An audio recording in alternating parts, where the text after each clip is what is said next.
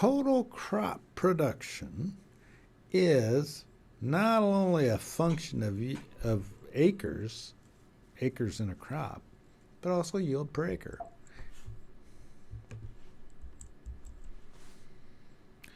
Total crop production is not only a function of acres grown, but yields per acre.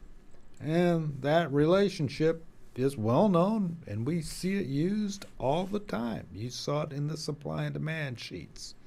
Production equals acres times yield per acre. It is not only acres that matter, but yield per acre, and we have seen yield per acres increase tremendously for many crops.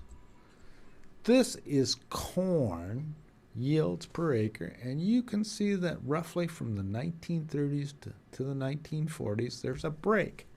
Before 1930s and 40s, we had stable yields.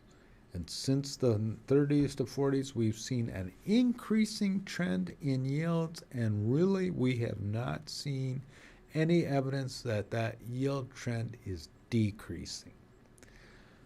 Since the 40s, again, we've seen that increase in yield, and that is attributed to various technologies, including genetics and breeding, fertilizer use, new machines, new management technologies, pesticides, genetically modified traits introduced into corn. All of those things have contributed to that trend. We don't see those trends declining. In addition, you will note that there are years in which we have low yields, the last one being, from a national basis, 2012. That was a drought in the Midwest. We are susceptible to low yields due to drought, but there isn't any evidence that those droughts are getting more pronounced or on a percentage basis varying a lot from previous history. Again, we have not seen those yield trends slow. This is not specific to corn. Those same trends exist for other crops, soybeans, wheat, most major crops.